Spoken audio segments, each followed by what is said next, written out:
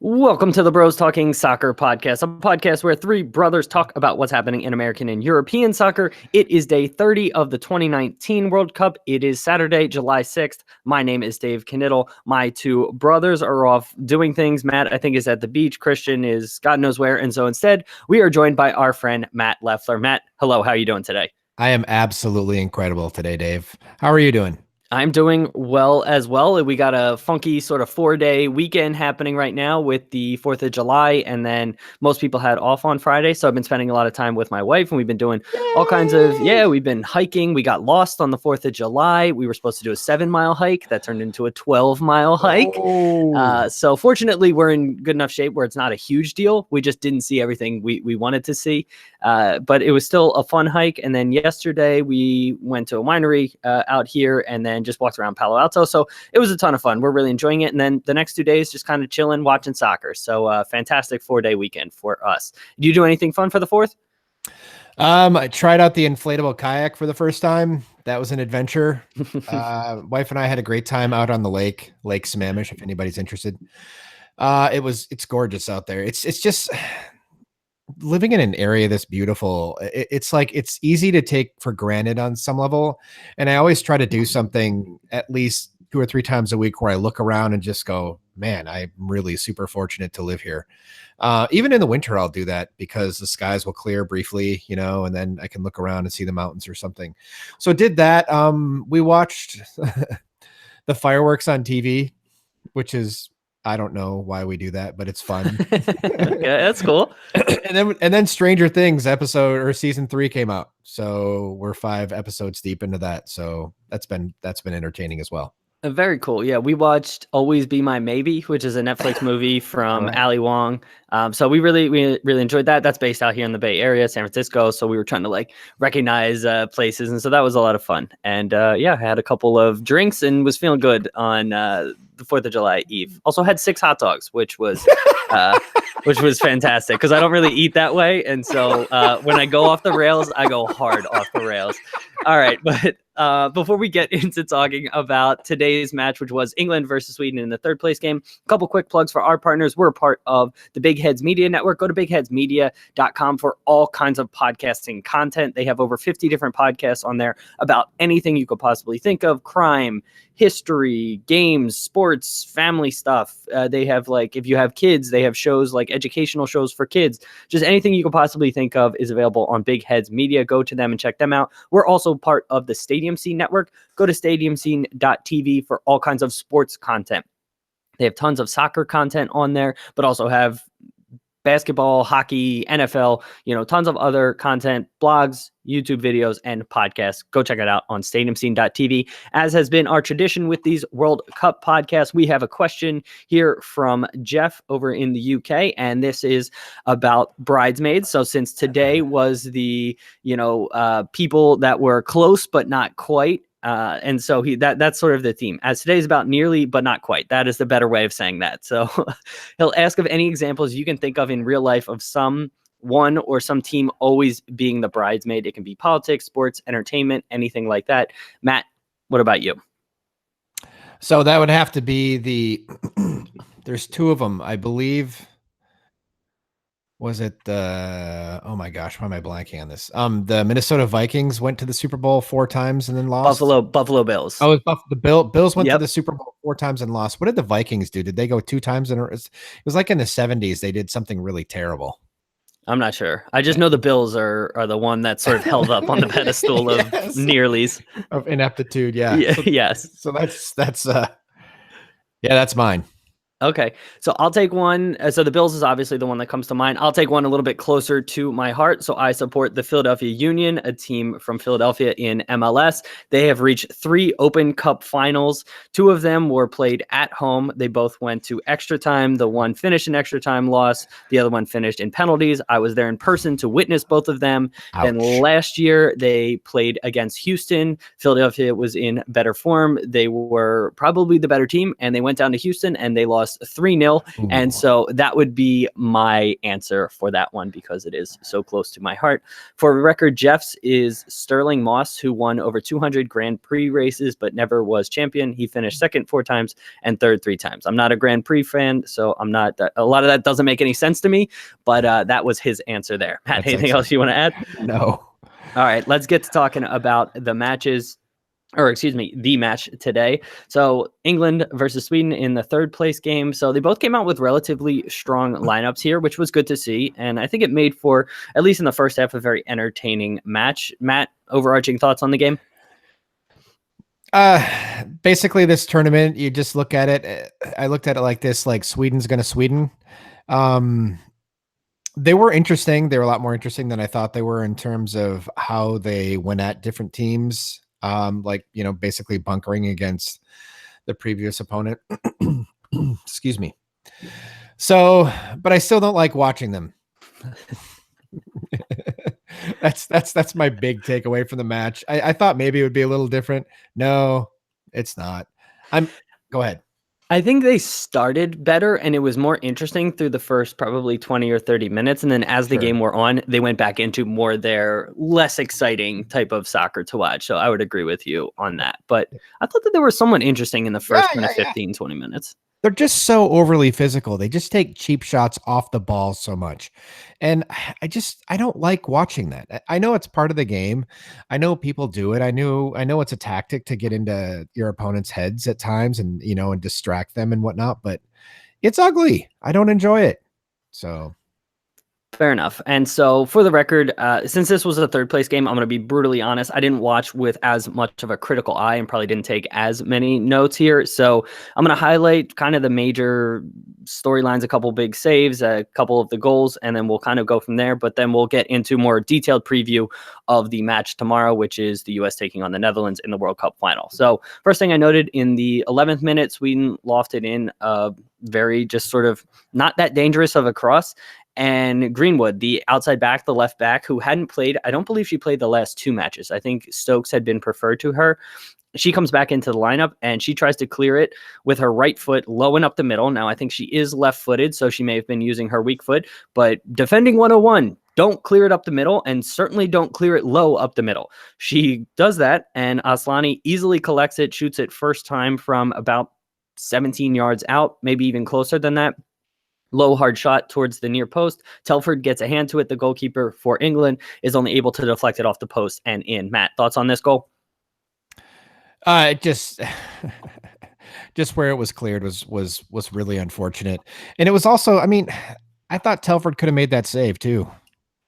Is a little bit harsh on her. She does get a hand to it, and the ball is coming at a decent pace again from not too far away. And that is traditionally one of the toughest spots for goalkeepers to get to, low and just outside of kind of the where your foot can reach it. And so it's really tough for goalkeepers to get down and make that save. So I'm not going to fault her too much. I put most of this blame on Greenwood here. Oh, entirely. Yeah. Any other thoughts? No? Any other thoughts? No. Okay. 16th minute, there's a ball over the top by Jakobsen, to Jakobsen by Glass. She gets in again behind Greenwood, and so Greenwood was really shaky kind of in the early going.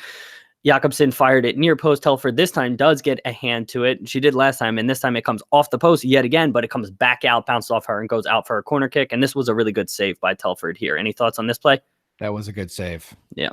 22nd minute, Sweden gets their second goal, and this is just a long ball. I can't remember if it was off a goal kick or a punt or something, but the ball is dropping down, and Houghton gets ahead to it, and she was challenged, I think, by Blackstenius. And the ball sort of bounces free, and Sweden is the first one to collect the second ball. Jakobsen gets the ball. She lays it out wide, so Jakobsen had kind of made a run towards the touchline, and she lays it down towards the touchline, and Jakobsen then makes kind of a slow run in towards the net, and nobody picks her up. So Blackstenius lays it back to Jakobsen, and she just keeps dribbling the ball because nobody is coming to her. Finally, Houghton somewhat half-ass steps to her, and Jakobsen fires it in. This was one of those where I'm not exactly certain if it was a cross or if it was a shot. It definitely had the pace of a shot, but because of the angle and everything like that, I wouldn't have been shocked if she was trying to cross it. Either way, she serves it in inside of the foot, so she bends it towards the far post, and it ends up going in. It was a fantastic shot, if that's what it was, and even if not, I mean, this was the right play for her to make. That's what you want to do from that position. Matt, any other thoughts from this goal? So I thought it was a shot, and really, based on the marking from England, I thought they deserved to be punished in this instance because they, I mean, Jakobsen's a really good player. She's been demonstrating that throughout the tournament, and to leave her unmarked like that and not have anybody step to her and just kind of give her free ride to go wherever she wanted on the left side of the goal. I mean, and it was a great finish. So Absolutely. yeah. The only reason why I thought it may have been a cross is that Sweden did have two runners sort of making that run. And either way, it was a fantastic goal and terrible marking by England, but that was just what was playing in my head. I'm not exactly certain if it was a cross or a shot. Now, again, Sweden was the stronger side through the first 25 or 30 minutes. I mean, England looked like they weren't even in this match. And then after they get the goal, things start to wake up for England. And then Sweden sort of fell back into their bunker, and it went kind of the way I expected the match to go. But the first 20 or 30 minutes, I think Sweden just was much stronger and also came out and pressed, I think, a little bit more, and it took England off guard. So that's what I thought. Any thoughts on that? No.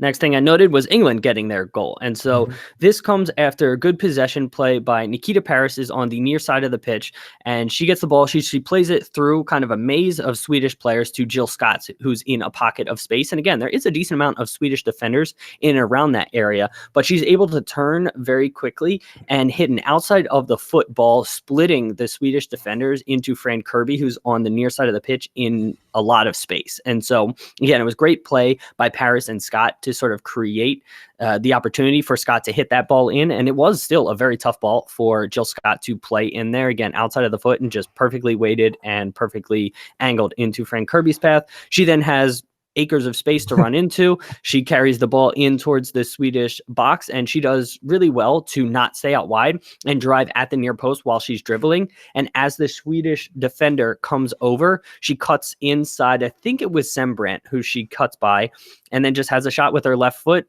inside of the far post, and it goes in. Really nice shot. Any thoughts or things to add from the goal, Matt? So two things. I'm just going to kind of reiterate on what you said. That pass by Jill Scott was sublime.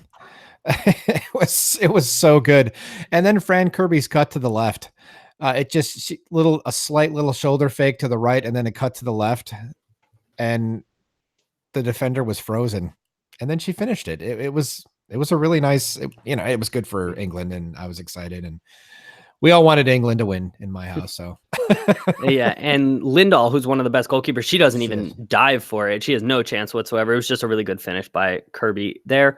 33rd minute, England thinks that they're level, and this comes from Beth Mead cross into Ellen White, and it's a weird cross because White can't get ahead to it. It's coming at her chest. And so it's basically like a driven hold-up play inside the 18-yard box. And Ellen White just does fantastic to settle this ball, roll her defender, which again was Sembrant. And as the ball is bouncing, it comes off her chest/arm area. She turns and is able to slot it home, and everybody thinks it's 2-2, but then VAR gets involved here, and ultimately they rule that it comes off of Ellen White's arm, and the goal is disallowed because of that reason. I think it's a new rule where if the ball hits an attacker's arm at any point in an attacking plays that results in a goal, then it has to be ruled out for the goal. Matt, thoughts on this, and if it was the right call? According to the rule, it's the right call. I mean, that's why the rule was enacted in that way, and that wordage, I guess. The only thing that bothers me about it was that White's arm was out holding off the defender, and I couldn't really tell, kind of like Blacksenius gets where she shoves. Oh, I forgot who she does that. She shoves somebody. Anyway, I'm not going to get into that. That's later. I think it was Kirby, right? And then Kirby gets called. Yeah. They VAR, they do a VAR check later on Kirby, but Blacksenius, no, it wasn't Kirby. Anyway, whatever. I'm thinking of a different play then. I'm thinking of a different play. There were a couple things, but no, it bothered me because I couldn't tell if the Swedish defender kind of pushed White's arm into the ball at all or kind of adjusted it, but it didn't really look like it. Or maybe there's so much, but that is the letter of the law. So I guess I don't have a problem with it. I was just sad. Yeah, it was Houghton, the play that you were thinking of. I was thinking of a different play where Kirby actually gets called for a handball and Sweden has a dangerous free kick. But yeah, and this, I think it is ultimately the right call. I mean, I wasn't 100% convinced it hits her arm just from the angles of the TV. I think that you can sort of infer, I think, is that the right word? Infer, decipher. It is, yes. Infer that perfect, it hits her arm. But again, I wasn't 100% convinced, and so I was slightly disappointed. And obviously, for the state of the match, it was disappointing because it would have been a huge momentum lift for England. Ultimately, if it did hit her arm, based on the way that the new rules are, it was the right call. So tough to have too many gripes with that. Last thing I noted from the first half was that Ellen White had a breakaway chance in the 51st minute. So 45th minute plus 6 minutes. They had 5 minutes of stoppage time and it was slightly over. So it was technically the 51st minute of the first half. And Lindahl does really well to kick save it. And Ellen White doesn't get a goal yet again. And the half ends 2-1. Any other thoughts from the first half? No, sir. Okay. So, Matt, I'm going to be perfectly honest with you. I have one note from the second half, and it was from the 90th minute. So do you have any thoughts on what was happening, before then? I mean, I think England just started to really dominate the game and dominate possession, and Sweden fell back into their defensive shape and defensive shell. But any thoughts from the second half?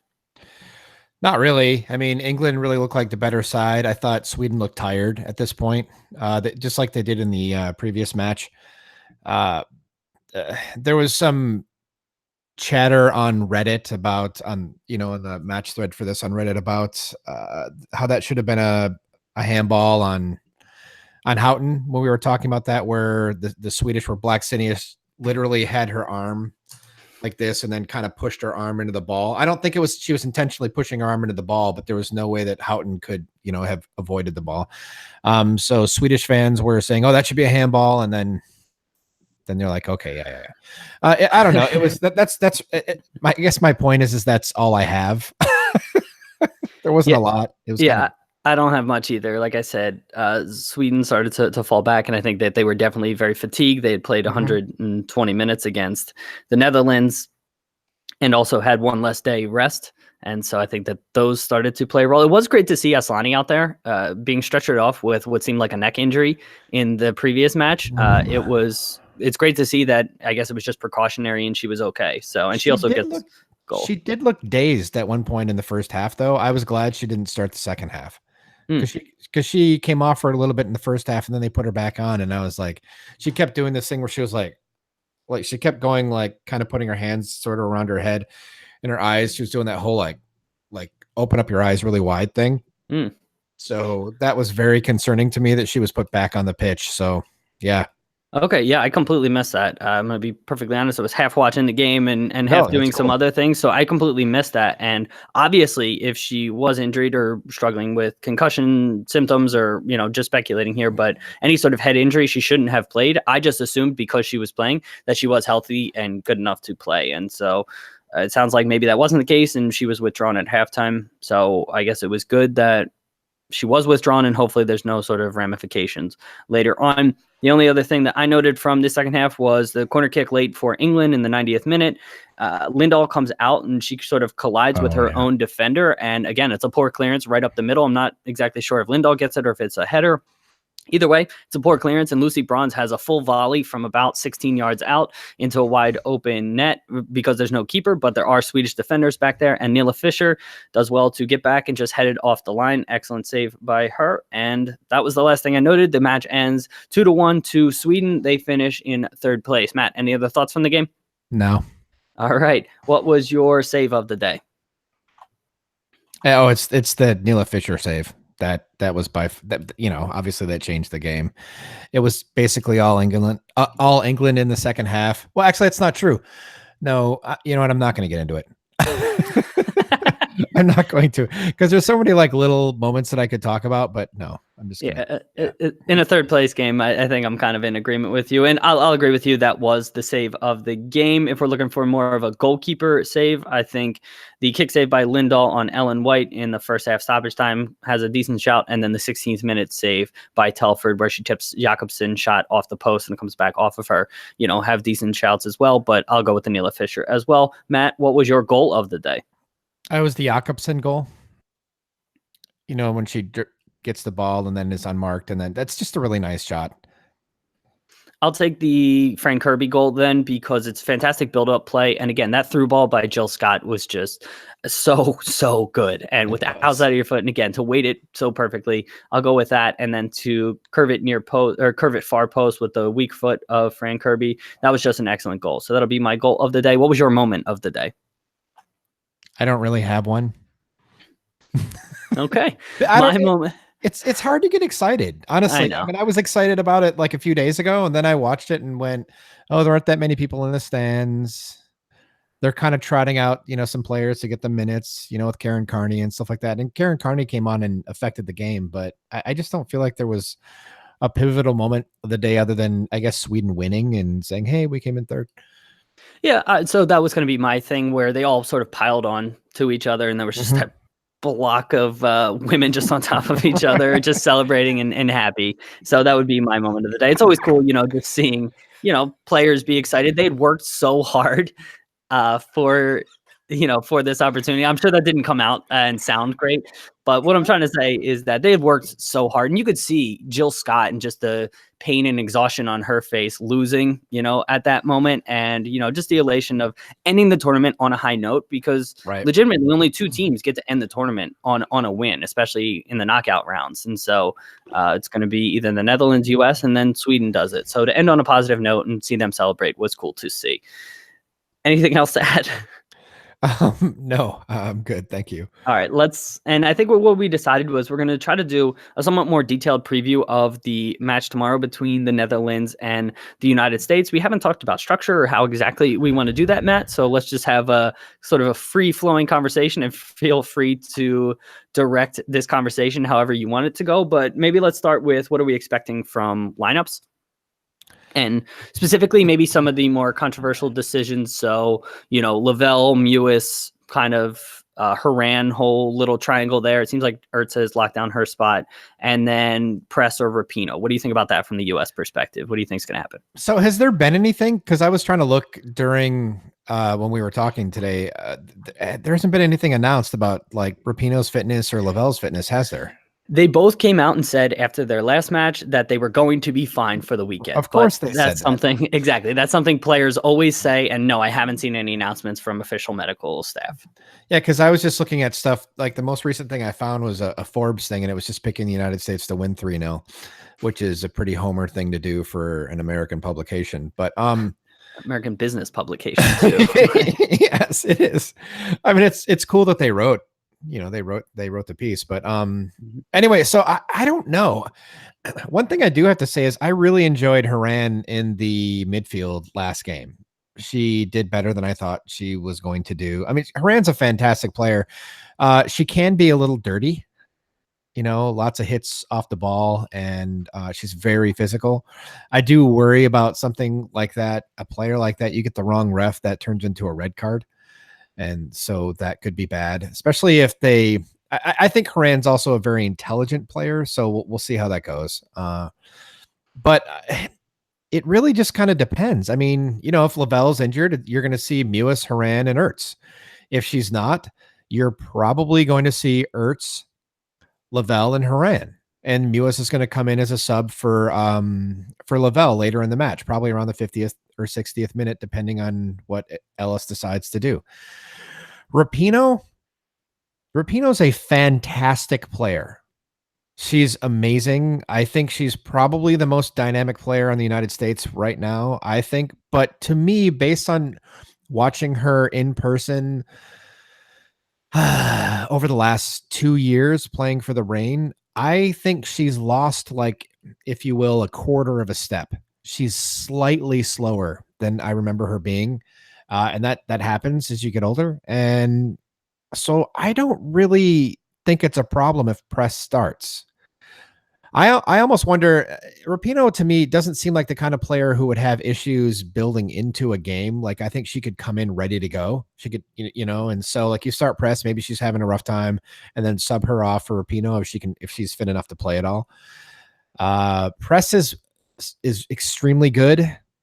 My only issue with Press is sometimes she doesn't notice players around her, so she's not willing to pass enough. So that's it. That's my take on the lineup. So Yeah, and I've been impressed with Press, and I'd be fine if she started. And Mhm. if Rapinoe isn't 120 minutes fit, which I'm going to go with, she probably isn't, because there is a potential possibility of penalties looming, right? If this goes to Fair extra enough. time, I think it's a smarter decision to start Press and bring on Rapinoe late in the match if it is, close, with the eye towards penalties, because she has taken, I think Lloyd took one, but Rapinoe has been what seems like the designated penalty taker, and I think you want her in there if that comes to fruition. And so I think it's more likely we see Press to start and Rapinoe coming on later in the match, and then with Lavelle versus Mewis and Haran.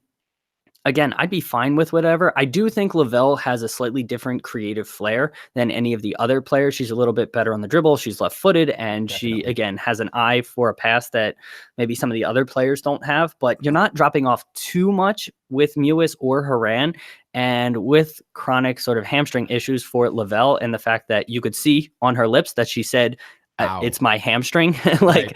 in the last match. I don't know if you really recover from that, depending on what the injury was, because it could have just been, a slight tweak. And with modern technology, I mean, it's crazy what these athletes can recover from in a quick amount of time.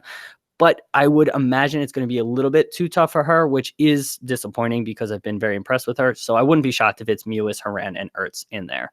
Any other thoughts from that? Nope.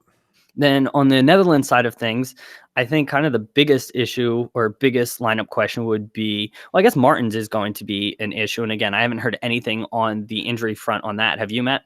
No, that was another thing I was trying to figure out right now too, is that it's just speculation. They're like, Lika Martins has a toe injury. She played last match. She might play this match. That's the only thing I can find out, So I know in American sports, like, it is required to disclose injuries and be honest with your disclosure. Is that not the case with this? Because the US was so just sort of dancing around things with the Rapinoe injury, and we just don't have any news. I don't know if there is requirements from FIFA. Do you have any ideas? I have no idea. Yeah, I I've feel like never there should be. considered it. Yeah. I agree. Yeah. So again, that's weird to see. Obviously, that would be a huge loss for the Netherlands if Martins can't go, but she hasn't been overly effective because of that injury so far. Right. So I would imagine she starts just given her profile and given how much she means to that team. I would imagine they give her a run out, but wouldn't be shocked to see a quick sub from her if, again, she isn't healthy. Now, on the other side, there is more of a legit question: Van de Sanden versus Bernstein. What do you expect to happen with that, Matt? So I'm just going to say what I think should happen. I'm not really sure what's going to happen. Actually, no, I think what should happen is probably what's going to happen. I think they should go back to Van de Sanden starting. Uh, Reason, yep. she's faster. She's going to wear out that side more. She's going to give. She's also a very similar, even though they're not, very similar kind of like body style to Crystal Dunn, in that they're both shortish. I mean, Van de Sanden's taller than Crystal Dunn. Shortish, very powerful, very fast. And so I think that would be harder for Dunn to deal with, because she's basically never had to play herself, from what I could see. And so I think that would be an interesting dynamic and something that the Netherlands could exploit, probably with an eye toward much later in the game and possibly wearing out the United States on the left side. So And mine is less about her being faster or matching up on the sides perspective. Mine is more, I'm in agreement with you that Van de Sanden should start this, but that's just based on the way Netherlands played in their okay. earlier matches. And then bringing Bernstein off of the bench, she was much more Yes. impactful than the last match, where Van de Sanden didn't have much of an impact coming off the bench, in my opinion. And Bernstein didn't have a ton of impact early in the match. And so I think if you go back to Van de Sanden wearing down defenders and just, I don't know how effective she has been this tournament, but she's been effective at least wearing people down. And then Bernstein can come on and sort of make an impact. I think that has proven to be effective for the Netherlands, and I would expect that to happen. And I think it would be a good sign from a U.S. perspective if Bernstein is starting, in my opinion. So, and those were kind of the lineup decisions. Anything else that you want to talk about from this match? I mean, what are you expecting to happen, maybe on the scoreline or just the way that the match plays out? So I think this is more dangerous of a match than More dangerous. I was looking for this hat earlier, and it was hanging on a guitar stand down here. Um, I think it's a more dangerous match for the United States than people realize. We've talked about how this United States team doesn't seem to get distracted because there's been plenty of things that could offer distraction thus far, like Rapinoe interacting with Trump and so on and so forth. That could be a huge, huge, huge negative to a group like this. But it hasn't manifested in that way. So I think that the Netherlands is going to score. Their defense has been very suspect, so I think it's going to end up 3-1. That sounds about right to me as well. I think that the US is just so strong mentally, and they've grown into this tournament. I think that their performances have gotten better and better. They've proven that they can score goals. They've proven that they can kind of lock things down as much as it makes us nervous that they go into that come at me bro shape. Oh, yeah, I forgot about that. Yeah, as much as they go into that 5-4-1 shape, they haven't given up a ton of goals. I think they've only given up one goal in that shape. And they have the talent. I haven't been overly impressed with the Netherlands in this tournament. I had high expectations for them, and it's crazy to say that for a team that's reaching the finals. But I think that they haven't been overly impressive in their victories. Again, the fact that they're a slow starting team. I touched on this in our preview that we did on the last show.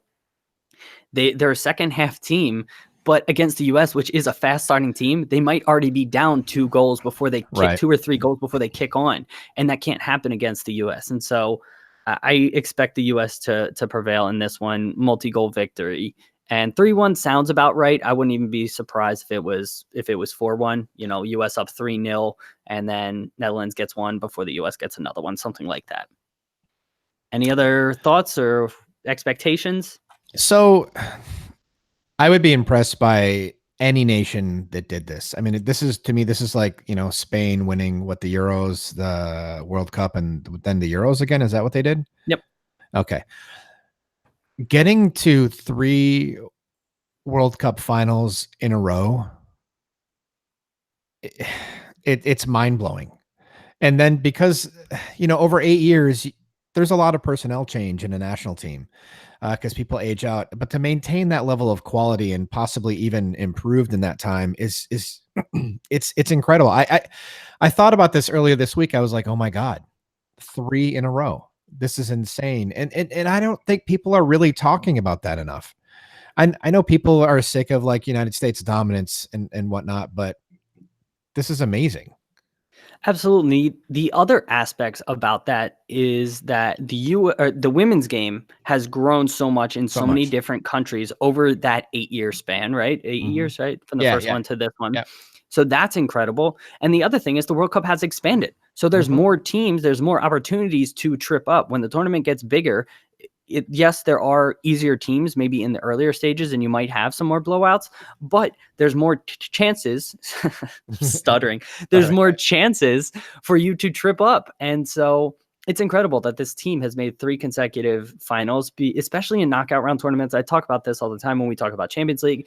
It as good as you have to be to win the tournament, you do need luck to get there as well. And so it's incredible that the team has had all of these opportunities and has made 3 consecutive finals. So I'm really happy that you're calling that out. I can't make this clear enough. This is just not a homer thing that I'm saying. I would be just as excited and just as crazy about this happening. So sorry, somebody was stopping behind me and looking in my window. They were kind of bending down and looking underneath the blinds. I'm like, why are you doing that? So gets a little strange here in Redmond sometimes. So it wouldn't matter to me. If it had been Germany, I would just be sitting there going, this is amazing. They're so dominant. If it had been Sweden, I would still be annoyed by their style of play, but going, geez, what they're doing is incredible. So I can't speak highly enough about it. Yeah, and Germany is the only country to have won consecutive World Cup titles on the women's side. So they won in 2007 and 2003. Is that correct, Matt? Yes. Yeah, I think they won those two. And so yes. the U.S. has never won back-to-back titles, as dominant as they have been, historically speaking, making 5 different World Cup finals now at this point. They've never won back-to-back. So this would be a huge feather in their cap.